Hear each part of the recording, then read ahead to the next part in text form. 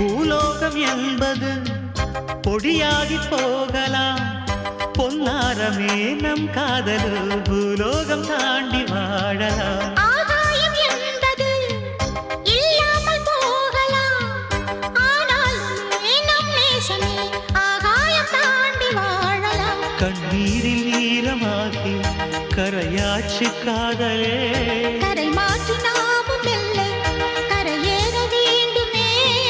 நாளை வரும் காலம் நம்மை